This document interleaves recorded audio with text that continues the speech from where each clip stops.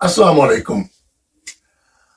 আজ আপনাদের দৃষ্টি আকর্ষণ করছি বাংলাদেশের সেনাবাহিনী প্রধান শফিউদ্দিনের একটা বক্তব্য, যে কেউ একটা প্রমাণ দিতে পারবে যে বাংলাদেশ সেনাবাহিনী শান্তি রক্ষাকালীন কোনো মানবাধিকার লঙ্ঘন করেছে।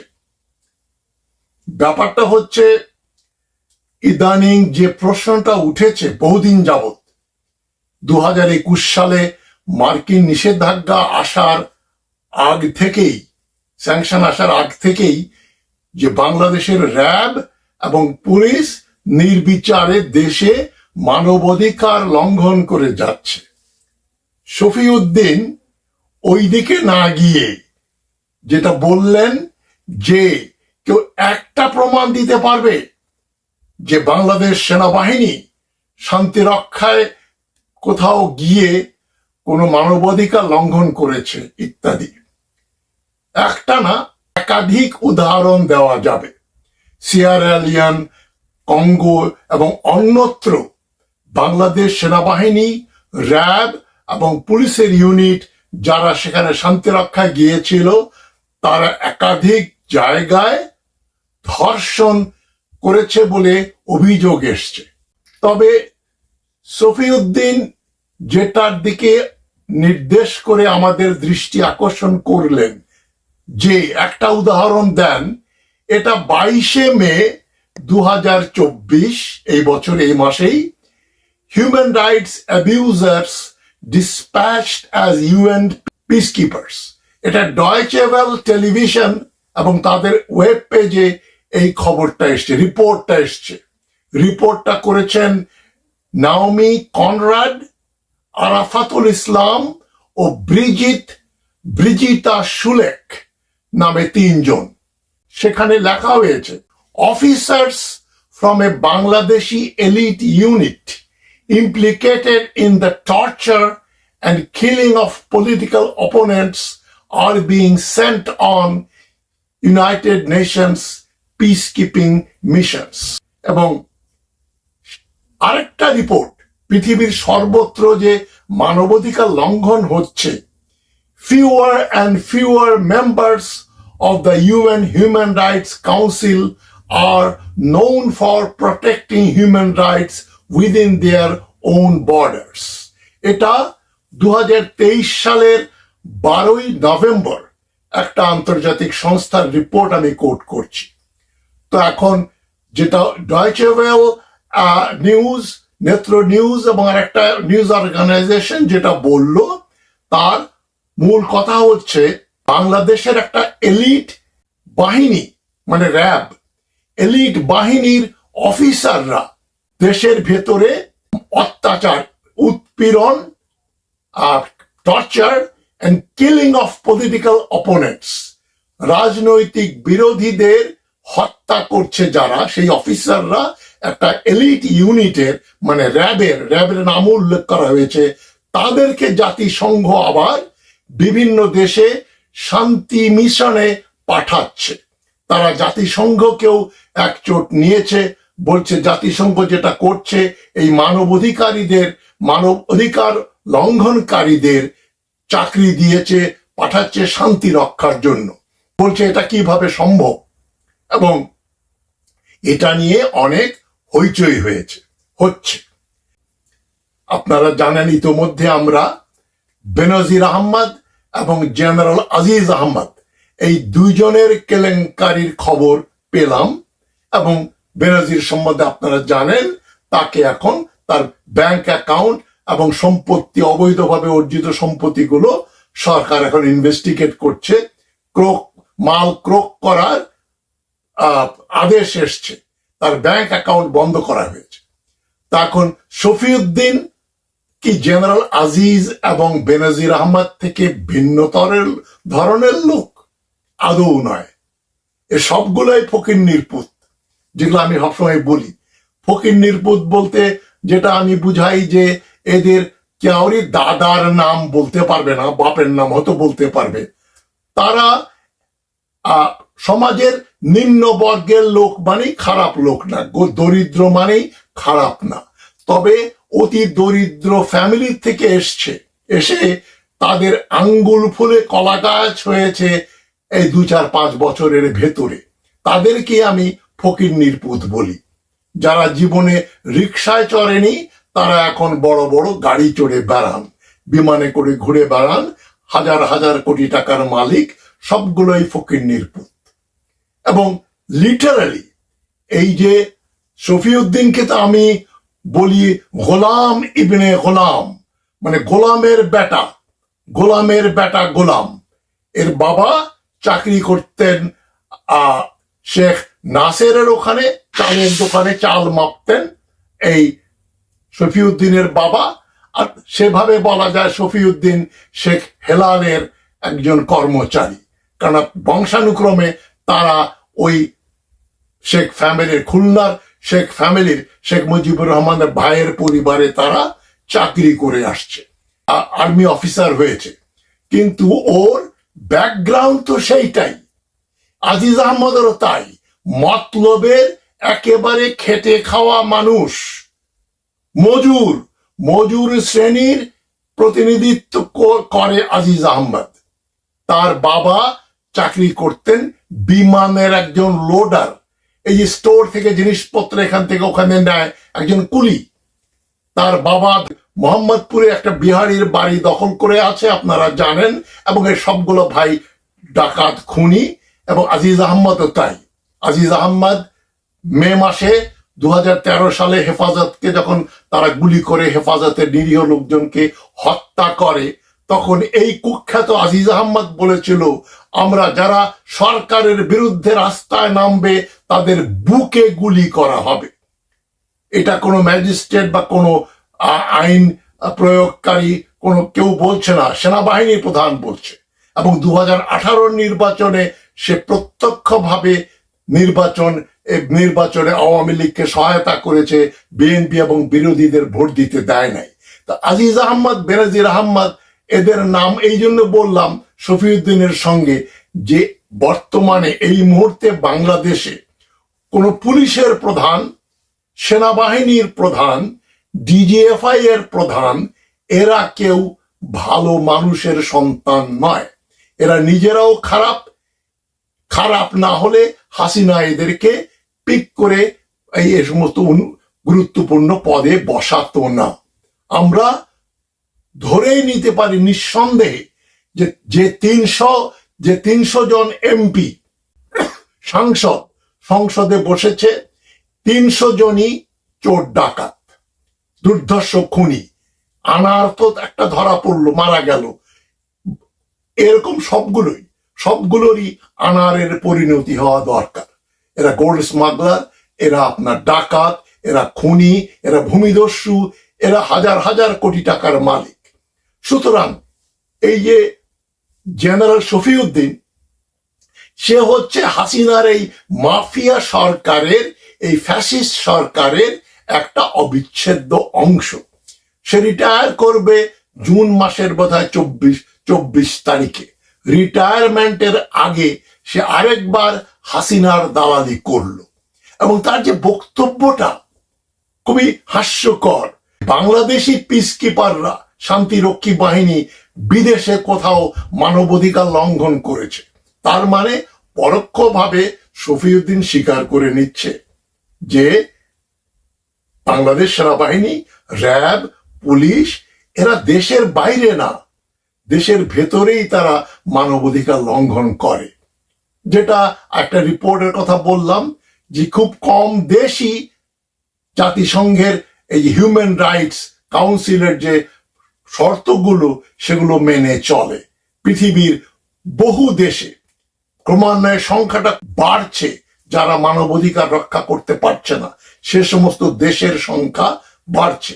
এমনকি মার্কিন যুক্তরাষ্ট্র, ইসরায়েল, মধ্যপ্রাচ্যের প্রায় সবগুলো দেশ, আফ্রিকার অনেকগুলো দেশ, ভারতবর্ষ, পাকিস্তান, বাংলাদেশ, শ্রীলঙ্কা, এ ধরনের শত শত দেশে মানবাধিকার লঙ্ঘিত হচ্ছে, যেটা নিয়ে ডয়েচে ওয়েল টিভি, নেত্র নিউজ এরা রিপোর্ট করেছে। সেখানে শফিউদ্দিন একজন সেনা অফিসার, তার সেনা অফিসারদের বা তার সৈন্যদের সাফাই গাইতে গিয়ে সে যে কথাটা বলল, সেটা তো এখানে ওই অভিযোগ তো আসেনি। যদিও এই অভিযোগ আগে এসছে যে জাতিসংঘের পিস কিপিং এ গিয়ে বাংলাদেশি পিস কিপাররা ধর্ষণ করেছে, লুটপাট করেছে, এই ধরনের রিপোর্ট আগে এসছে একাধিকবার। সুতরাং দুটো উদাহরণই দেওয়া যায়। দেশের বাইরেও তারা সুযোগ পেলে ধর্ষণ করে, মানুষ হত্যা করে, আর দেশের ভেতরে তো ডাল ভাত। শফিউদ্দিনকে জিজ্ঞেস করতে পারি যে তোমাকে বাইরের ব্যাপারে বলা হচ্ছে না, ডয়েচে ভেলে রিপোর্ট হচ্ছে এখন বাংলাদেশের ভেতরে। বাংলাদেশের ভেতরে যদি মানবাধিকার লঙ্ঘিত না হয়, তাহলে আয়না ঘরটা কি? তোমার বাবা এটা মসজিদ হিসেবে বানিয়েছিলেন, ডিজিএফআই এর যে কয়েদখানা, আয়না ঘর, যেখানে বছরের পর বছর অন্ধ কুঠুরিতে লোকজনকে গ্রেফতার করে রাখা হয়েছে। কারণটা কি? যদি রুটি মাখন কিছু জুটে যায়, আমাকে আবার বেনজির আহমদের মতো ট্রিট করবেন না, এটাই হয়তো হাসিনাকে বলছে। তার ওই ধরনের কিছু হবার আশঙ্কা নেই, কেননা সে শেখ হেলালের গোলাম, শেখ পরিবারের লবণ খেয়েছে, খারামি করবে না, সুতরাং হাসিনাও তাকে হয়তো কিছু বলবে না। এখন আমরা হিউম্যান রাইটস নিয়ে এত কথা বলছি কেন? হিউম্যান রাইটসটা কি জিনিস? এটা মানে জাতিসংঘের যে ডেফিনেশন, সেই ডেফিনেশন অনুযায়ী এটা কি জিনিস? moral principles or norms for certain standards of human behavior and are regularly protected as substantive rights in substantive law. মানে এটা হচ্ছে একটা মানুষের মরাল প্রিন্সিপল, মানুষের নীতিগত কতগুলো এই ব্যাপার, নীতির ব্যাপার, তার যে মরালিটি আছে তারই, এবং সেখানে যে মানুষের যে ব্যবহার পরস্পরের প্রতি, সেটারই একটা স্ট্যান্ডার্ড হচ্ছে হিউম্যান রাইটস।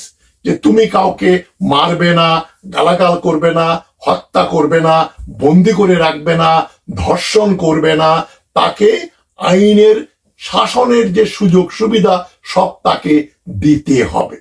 এক কথায়, টু প্রটেক্ট ফান্ডামেন্টাল রাইটস, মানুষের যে জন্মে যে মানুষ অধিকার নিয়ে জন্মগ্রহণ করে, স্বাধীনতা, লিবার্টি, ইকুয়ালিটি, ফ্র্যাটার্নিটি, ফরাসি বিপ্লবের সেই প্রিন্সিপল, স্বাধীনতা, ভ্রাতৃত্ববোধ এবং সমতা, সমান মর্যাদা, ইগালিটারিয়ানিজম, সবার জন্য সমান আইন এবং সুযোগ সুবিধা। কাউকে আপনি ভালো স্কুলে পড়তে দেবেন, কাউকে পড়তে দেবেন না, কাউকে ভালো হাসপাতালে চিকিৎসা করাবেন, কাউকে সে সুযোগ দেবেন না। মানে কেউ বাংলাদেশেই চিকিৎসার অভাবে মারা যাবে, আর কেউ সিঙ্গাপুর, মালয়েশিয়া, সিঙ্গাপুর, থাইল্যান্ড, বিলাতে গিয়ে চিকিৎসা করবে, নিজের পক্ষে ভারতে গিয়ে। এই যে স্বাস্থ্যের ব্যাপারে যে এখানে অসমতা, এটাও হিউম্যান রাইটস ভায়োলেশন। সুতরাং এক কথা, আইনের শাসন, দ্য রুল অফ ল থাকতে হবে, এবং ইন্টারন্যাশনাল লজ, অ্যান্ড এটা ইন্টারন্যাশনাল আইনের একটা অংশ, রুল অফ ল, এবং এটা গ্লোবালি অ্যাপ্লিকেবল। এটা বলা যাবে না ও এটা আমেরিকানদের বা এটা ইউরোপিয়ানদের আইন। হিউম্যান রাইটস, মানুষের ফান্ডামেন্টাল অধিকার, ফান্ডামেন্টাল অধিকারের সঙ্গে মানবাধিকারের একেবারে অতি ঘনিষ্ঠ সম্পর্ক, এবং মানবাধিকার নিশ্চিত করে আইনের শাসন যেখানে থাকে। কারো সেক্স বা জেন্ডার, বয়স, তার রেস, তার এথনিসিটি, ধর্ম, জাতীয়তা, রাজনৈতিক মতামত অথবা ধর্মীয় মত বা প্র্যাকটিস, এ কোনোটার বিরুদ্ধে কোনো রকম ভাবে হস্তক্ষেপ করা যাবে না। এবং মানবাধিকারের আরেকটা দিক যেটা বাংলাদেশে নেই, পাকিস্তানে নেই, ভারতে নেই, ফ্রি স্পিচ, কথা বলার স্বাধীনতা, ফেয়ার ট্রায়াল মানে একটা নিরপেক্ষ বিচার, প্রোটেকশন এগেইনস্ট এনস্লেভমেন্ট, কাউকে জোর করে দাস বানানো যাবে না, কিন্তু আমরা জানি দৌলতদিয়াতে যে বিরাট একটা ব্রথেল আছে, এশিয়ার অন্যতম বড় বেশ্যালয়, সেখানে জোর করে কিডন্যাপ করা মেয়েদেরকে এনে সেখানে প্রস্টিটিউট হতে বাধ্য করা হয়েছে। বাংলাদেশের পুলিশ, বাংলাদেশের বিচার বিভাগ সব্বার নাকের ডগার উপরে এই কাণ্ডগুলা ঘটছে। তারপরে কাজের মেয়েকে পিটিয়ে মেরে ফেলছে, কাজের মেয়েদেরকে বন্দি করে রাখে, যেতে দেয় না কাজের লোকদেরকে। এগুলো এক ধরনের ইনস্লেভমেন্ট। এই যে গার্মেন্ট ফ্যাক্টরির ওয়ার্কারদের ফায়ার এক্সিট নেই, এটাও এক ধরনের হিউম্যান রাইটস ভায়োলেশন। তাদের কম বেতন দেয়া, ন্যূনতম বেতন যেটা যেটা না হলে মানুষ বাঁচে না, সে বেতন না দেয়া, সেটাও মানবাধিকার লঙ্ঘন। জেনোসাইড করা, যেটা প্যালেস্টাইনে ঘটছে, এটাও মানবাধিকার লঙ্ঘন। তো মানবাধিকারের ডেফিনিশন অনেক বড়, এবং এটা নিয়ে পৃথিবীর সোচ্চার। আপনারা এখন দেখেছেন গাজার এই গণহত্যার পরে সারা পৃথিবী সোচ্চার। এখন ডয়েচে ওয়েল নিউজ, নেত্র নিউজ, এরা সবাই এই ব্যাপারটা, বাংলাদেশের ব্যাপারেও এটা ঘটছে, এটা তারা আঙ্গুল দিয়ে দেখিয়ে দিল, চোখে আঙ্গুল দিয়ে দেখিয়ে দিল। এই রিপোর্টের বিরুদ্ধে শফিউদ্দিন বিষোদ্গার করতে গিয়ে রিপোর্টে যেটা বলা হয়েছে সেটাকে এড়িয়ে গিয়ে বলছে, কেউ একটা উদাহরণ দেন যে বাংলাদেশের পিস কিপাররা বাইরে গিয়ে, যেখানে তাদের মিশনে গিয়েছে, সেখানে তারা মানবাধিকার লঙ্ঘন করেন। এটা হচ্ছে ঠাকুর ঘরে কেড়ে আমি কলা খাই না, সেই জাতীয় একটা কথা। তার মানে দেশের ভিতর হচ্ছে, সেটাকে এড়িয়ে গিয়ে যে অভিযোগ আনা হয় নাই সেই অভিযোগের জবাব দিচ্ছে শফিউদ্দিন। উদ্দেশ্য একটাই, হাসিনাকে খুশি করা এবং হাসিনাকে টিকিয়ে রাখা। এর পরবর্তী যে সেনা ধক্ক হবে, এই একই মাল হবে, ওটাও হবে ফকিন্নির পুত। যতগুলাই আসবে, হাসিনার আমলে যে ব্যক্তি ডিজিএফআই এর প্রধান, পুলিশের প্রধান, পুলিশের অ্যাডিশনাল আইজি হবে, ডিআইজি হবে, এসপি হবে, থানার দারোগা হবে, সবগুলোই ফকিন্নির পুত, হাসিনার দালাল। একটা আপনি যে ভিন্ন মত পোষণ করে, যে আওয়ামী বিরোধী, তাকে থানার দারোগাও করা হবে না। এবং এখন তো বিশ্ববিদ্যালয়ের শিক্ষক নিয়োগের ব্যাপারেও একটা কোটা করে ফেলেছে, এদেরকে আওয়ামী লীগার হতে হবে। এটাও কিন্তু মানবাধিকার লঙ্ঘন। শুধু যে র্যাব পুলিশ রাত্রেবেলায় ওই ক্রস ফায়ার করে মানুষ মেরে ফেলছে, সেটাই কিন্তু মানবাধিকার লঙ্ঘন নয়। আমি পুরো বড় করে স্কোপটা আপনাদের দেখাচ্ছি। কারণ ধর্ম বিশ্বাসের জন্য, রাজনৈতিক বিশ্বাসের জন্য, যে তুই বেটা তো বিএনপি করিস, তোকে মেরে ফেলবো না, মারবো না তো কি করব, এই যে ব্যাপারটা সমাজে, এটা কিন্তু প্রতিষ্ঠিত হয়ে গেছে। আমরা আমাদেরকে রক্ষা করব, আমাদের চাইতে আলাদা যারা ধর্মবিশ্বাসী হোক, তার জাতীয়তার হোক, জেন্ডারই হোক, তারা আমাদের টার্গেট হতে পারে, আমরা তাদেরকে পিটাবো। যেমন ছাত্রলীগের ভিতরে মারামারি করলে ওরা বলবে, আরে তোমরা নিজেদের ভিতরে মারামারি করো কেন? তার মানে তোমরা পারলে বিএনপি পেটাও বা জামাত পিটাও, নিজেদের ভিতরে মারামারি করো না। কিন্তু এই যে অন্যকে পেটানোটা, কাউকে গায়েব করে দেওয়া, গুম করে দেওয়া, কারো প্রপার্টি দখল করে নেওয়া, জবরদখল করা, সবই মানবাধিকার লঙ্ঘন।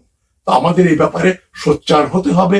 আমি আপনাদের একটু মানবাধিকারের ব্যাপারটা একটু বড় করে বললাম, যেন আপনারা বুঝতে পারেন কিভাবে আমাদের দেশে মানবাধিকার প্রতি মুহূর্তে মানবাধিকার লঙ্ঘিত হচ্ছে। শুধু হাসিনার আমলেই 15 বছরে বেশি হয়েছে। এই যে ভিন্ন ধর্মীয় বা ভিন্ন রেসের লোককে হত্যা করা, তাদেরকে টর্চার করা, তাদের সম্পত্তি জবরদখল করা, হিন্দুর বাড়ি বা বিহারির বাড়ি দখল করা, এগুলো মানবাধিকার লঙ্ঘন। সুতরাং আমাদের এই ব্যাপারে সোচ্চার হতে হবে। আমরা যদি মানবাধিকার প্রতিষ্ঠা করতে না পারি, তো বাংলাদেশের যে স্বাধীনতার যে উদ্দেশ্য ছিল, গণতান্ত্রিক অধিকার, মানবাধিক অধিকার প্রতিষ্ঠা করা, সে বাংলাদেশের সৃষ্টিটাই বিফল হবে। তো আমি আপনাদের ধন্যবাদ জানিয়ে আজকের এই কথা শেষ করছি। ভালো থাকবেন সবাই। আসসালামু আলাইকুম।